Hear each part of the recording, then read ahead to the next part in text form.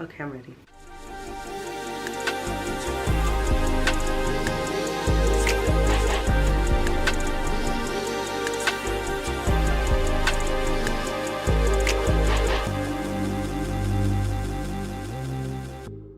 Hey guys, what's up, and welcome back to my channel. For those of you guys that do not know, my name is Sheree, and you're nosy, but it's okay. In case you can't tell by the title, today is going to be a life update video. I've had so much happen since the last time that I sat down and really talked to my subscribers, and so much has happened that I feel like this is the perfect time for me to fill y'all in. So it's 1:04 in the morning. I'm ready to talk, so let's get it. Okay, so first things first, we're going to address the biggest thing. Well, at least the first biggest thing, I'll say. I moved to Houston, which is so crazy because I was so dead set on South Florida. I was so set on South Florida. And I wanted to do something big for my 30th birthday. Like, I wanted to make a major move. Whether it was buying me a car, whether it was going on me a great trip, or it was me moving.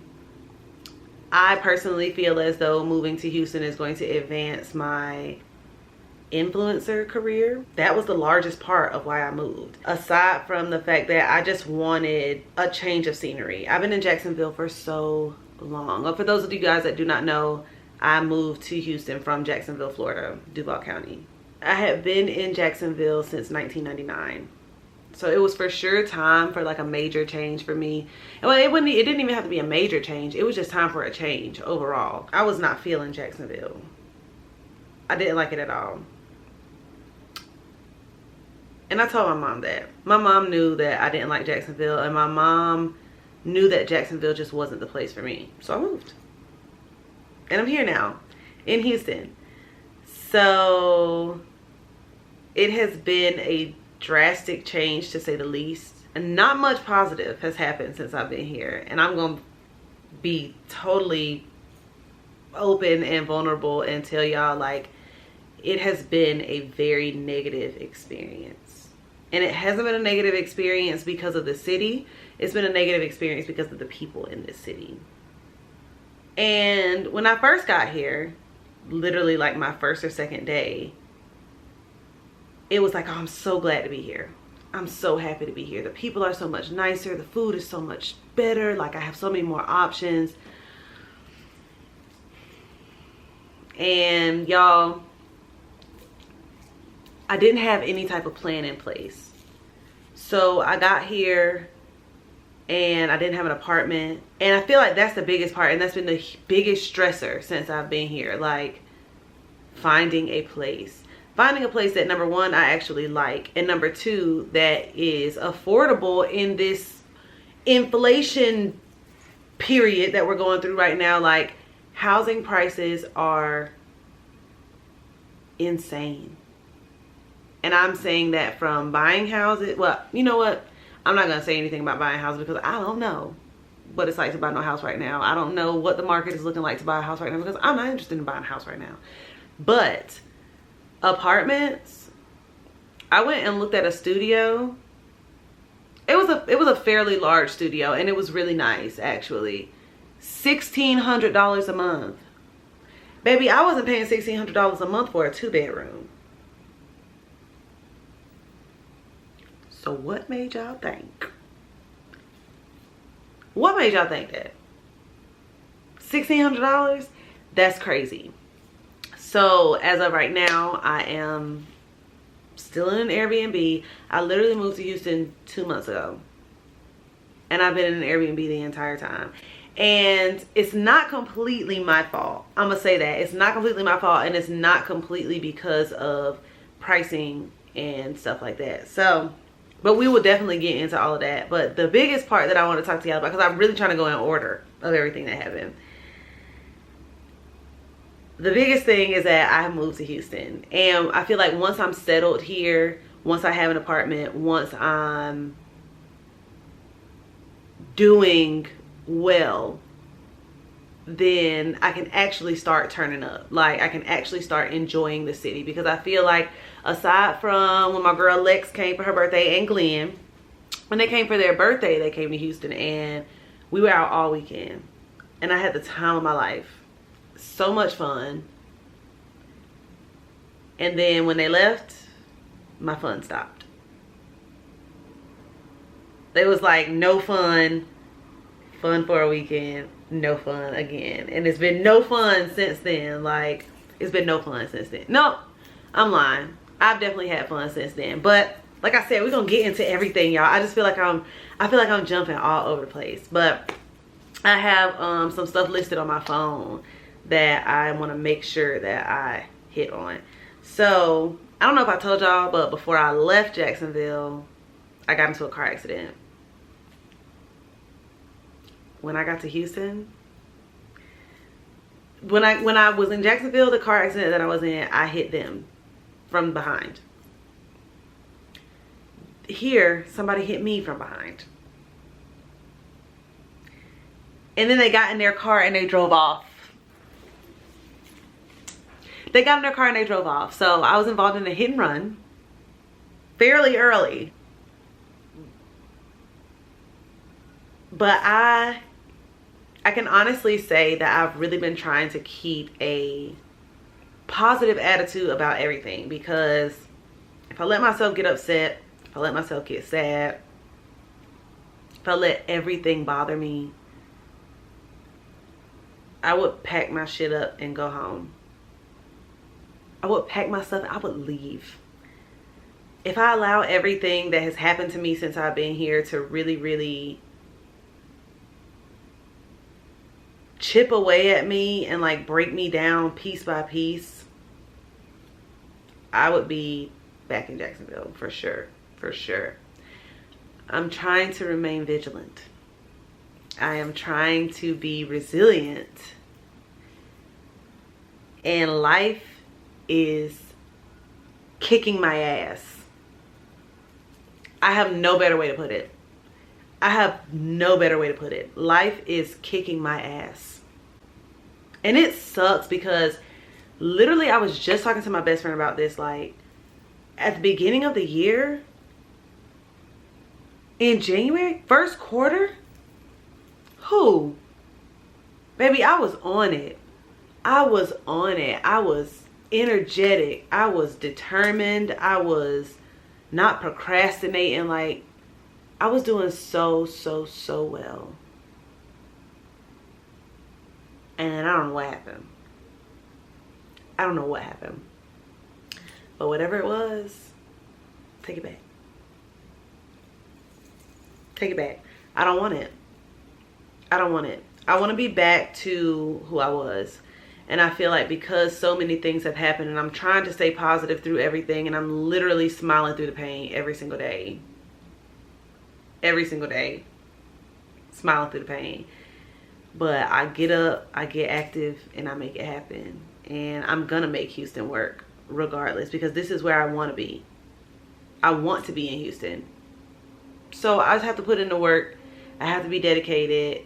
And we really trying to quit this day job. That's what we're trying to do, is quit this day job. So anyway, so I got into a hit and run when I got here. So that was the first thing. Then I'm looking for an apartment, y'all. Went on Craigslist. I don't know why I went on Craigslist. Y'all, I was really just like looking, like just trying to do anything, just trying to find something. Went on Craigslist. This girl was like, oh yeah, I got an apartment in the Galleria area. It's gonna be $800. $800 a month because I don't really need the money. I'm just out of town with. Looking back on it, everything should have told me that this was a scam. Every single thing that she said should have told me that it was a scam. But I believed her. I believed her. And I sent her money and got to the apartment. Y'all, the apartment did not exist. Like, it literally was no apartment in that complex with that apartment number. Why would you send me there, girl? Why would you do that to me? Why? And I'm talking about this girl was bonding with me, y'all, with somebody else's pictures. Like, text me a picture of the girl and her baby who she was pretending to be. Sent me a picture of that girl and her baby talking about, oh yeah, this is me and my son. We're in Atlanta right now because of some health issues, blah, blah, blah. Baby, you just made up a whole story. I didn't need a picture of you at all. But you decided to send me a picture of a random girl whose name she was using. So I get to the apartment complex, y'all. And I go and I look and I can't find the apartment. So I go to the leasing office and I'm like, hey, can you tell me where this apartment number is? She was like, yeah, we don't have that apartment. She gave me a 4-digit apartment number. But the lady was like, all of our apartments are 3 digits. We don't have any 4-digit apartments. So she was like, oh, maybe she meant this number. And I was like, yeah, maybe. So then I go to that number. Y'all, still not the place. So I went through Cash App trying to get my money back. Cash App said no. Went through my bank trying to get the money back. Bank said no. Now, granted, it was only $150. So I'm not tripping about the amount. It's the principle. Because it was my $150. Because I go to work every day. Well, not go to work every day, but I work every day. And it was my $150. Just snatched it and said she wasn't giving it back. But I get there and I call her to tell her, like, I think you gave me the wrong apartment number. Like, I don't see this apartment. I call this girl, y'all. She answers her phone, no lie. Hello? I said, hello? Who is this? Girl, what? We were just on the phone. What do you mean? Who else is calling you from a Jacksonville number? How many people from Jacksonville do you have calling your Texas number? Like, stop playing with me. So she's like, who is this? I said, what? Y'all know this girl hung up in my face? By the time my fingers could quick enough for me to call her back, sis had blocked me. So I said, you know what? I'm gonna just take my L. I'm gonna take my L and go. That was that. After that apartment, I applied for another apartment. Y'all, do y'all know these people called me? These people called me the next day after I submitted my application. They call me and they say, yeah, we're gonna go ahead and refund you your application fee and your admin fee because the apartment that was online, that was advertised online, the one that I applied for, was actually already rented and somebody already lived there. Y'all gotta be kidding me. So distraught was not even a word. So that was more money that was just floating in air. And the girl told me that it was gonna be there on Friday. Okay, cool. Friday comes around. Ain't no money. Ain't no check. Ain't no direct deposit. Ain't nothing. So I call and I'm just like, what's up? Like, what's up with my check? Like, what's up with my money? What's up? You told me it's gonna be here on Friday. It's Friday. Now what's up? Oh, it looks like a part of your application didn't go through to the second system that we have. So I have to wait for it to move over there before I can submit for the refund. Baby girl, I don't care if you got to take it out your pocket while you at work. If I got to come up there to the leasing office to come and get it from you, run me my money. Like, stop playing with me. Stop playing with me. So that's that. Literally waited on my money for a month. A month after I applied for that place. So then I got into a physical altercation with a guy that I was previously seeing, and my shoulder is broken, when my humerus is fractured. It's been about a month since it's happened, so I'm able to like lift it and stuff a little bit more, but like my arm is not in good shape at all. Definitely better than when it first happened, but not 100%. Like, I can't do regular stuff with my arm. It's crazy. It's crazy. But all I'm gonna say about that situation, because I'm honestly not really sure where that whole thing is going. I'm not sure if there's gonna be, you know, legal stuff or whatever. Me personally, I just want to never ever see that person again on purpose. Like, I never want to see him again.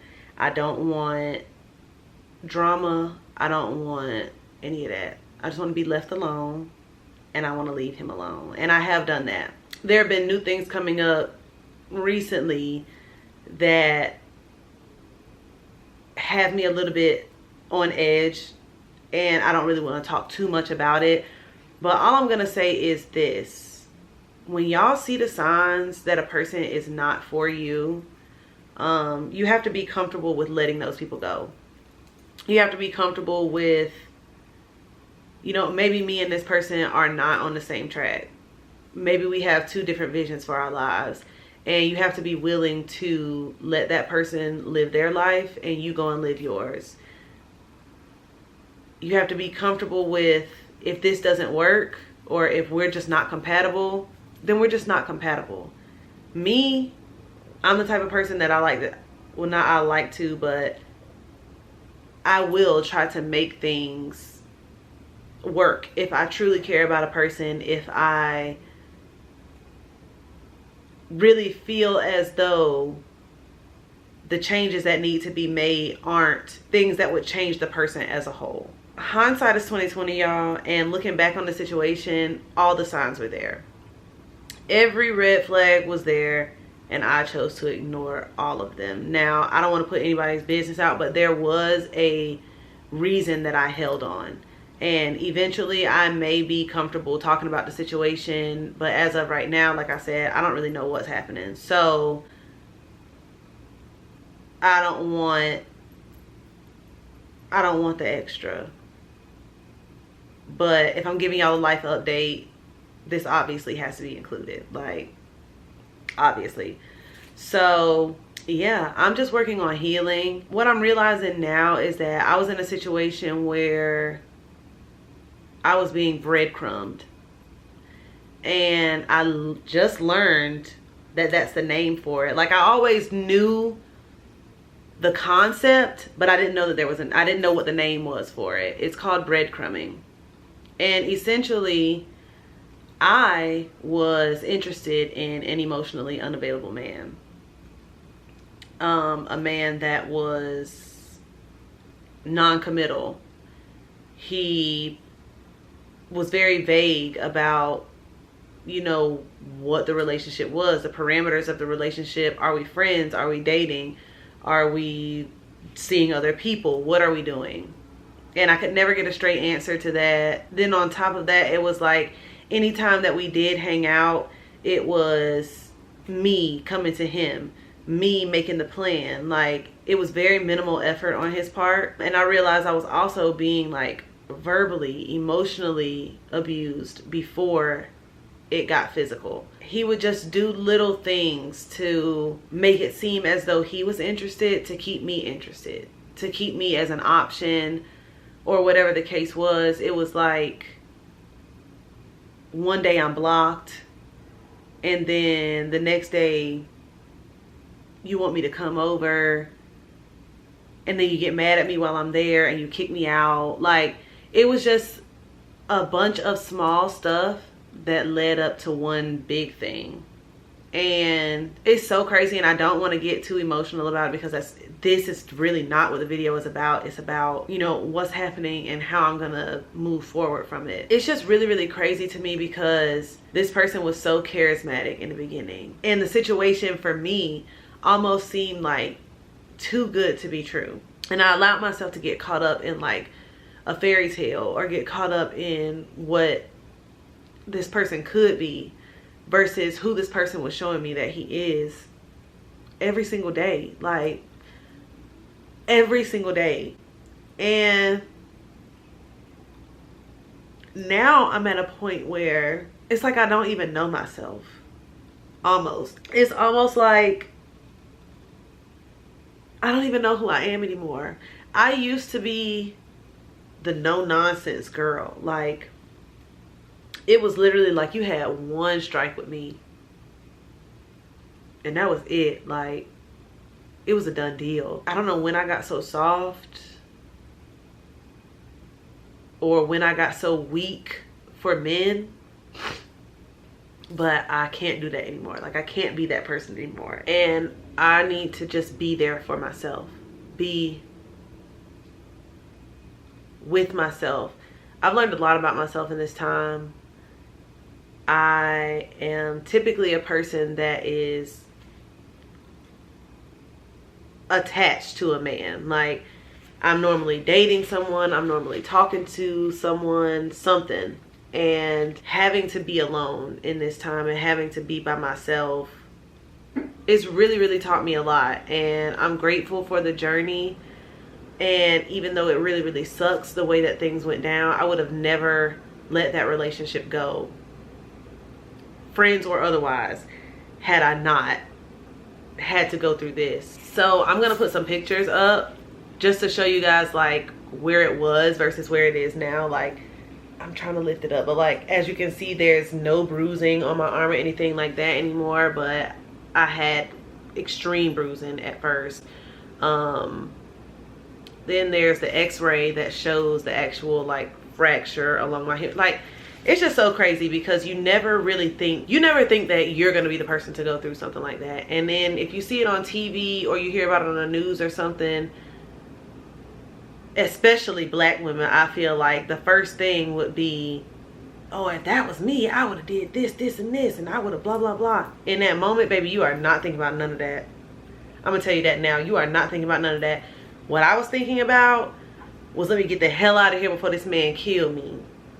I wasn't thinking about grabbing nothing to hit him with. I wasn't thinking about getting a weapon. I wasn't thinking about any of that stuff that you feel like you would be thinking about in that time. And I just wasn't.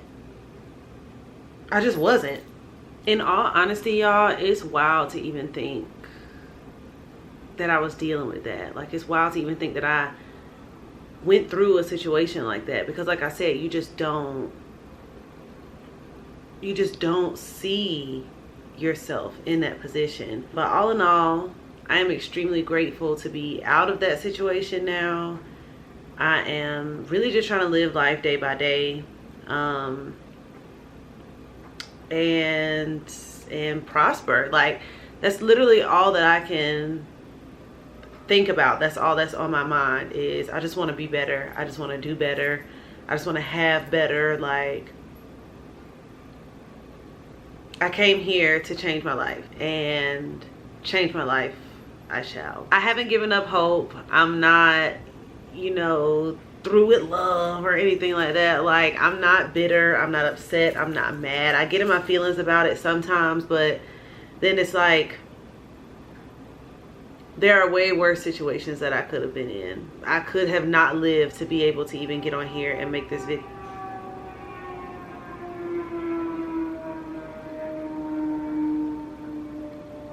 Just grateful for life. I'm grateful for every day that I'm able to wake up and have my needs met by myself, do the things that I need to do for myself. I'm here with no family. I don't have assistance readily available to me. Like, I can't just go to my mom's house and stay at my mom's. Like, no, I have to figure it out. I have to be an adult. I have to buckle down. And if this is the way that it has to happen, then that's just what it is. I'm not scared. I'm ready. Like, I'm ready to take on whatever life has to throw at me. I'm getting super organized. Like, I'm getting my finances together. Like, I'm just all around becoming a better person. And I think that that situation really motivated me. It really made me be like, like, no, we're not, no, that's not moving in the right direction. I went back and forth a lot with whether or not I was going to film this video, and then after I filmed it, whether or not I was going to post it, just because I don't want any backlash. I don't want any like extreme sympathy or anything like that. Like, I'm fine mentally. I'm a little shaken, but I'm okay. Physically, I've obviously been better, but right now this just is what it is. I'm trying to stay positive on the video. Like, I already done cried. So like, I'm just trying to be positive and really move forward. You know, just to anybody out there that may be going through something, like, your mindset is everything. Your mindset is everything. If I woke up every day mad and upset about the situation, I would just be mad and upset. And that other person would just be out living their life, doing what they want to do, because it obviously doesn't impact them. We're just going to keep on pushing forward, y'all. We really are going to keep on pushing forward. I am moving in the right direction, just trying to get everything on track. My main goal with this video and moving forward with any of my content is just to show that, like, a lot of influencers are only going to show you the good parts of their life, because nobody, of course, nobody likes to put their negative, you know, parts of their life on blast. Nobody wants to broadcast their failure. Me, on the other hand, oh, I'm gonna turn up. Y'all gonna see the good, the bad, and the ugly on this channel. I really hope that you guys do stick around for the journey. We about to turn up, y'all, so I just hope that y'all are ready. I know I've been saying that a lot. I've been saying that a lot, like in my past few vlogs. I've been saying like, oh, we're gonna turn the content up, we're gonna turn the content up, and I ain't turned nothing up. So that's my bad, y'all. That's my bad. I'm gonna take accountability and say that's my bad. I'm for real now. I'm for real. I really hope that you guys enjoyed this video. Please do not forget to like, comment, subscribe, share, all of that. And I'll see y'all in my next video. Bye.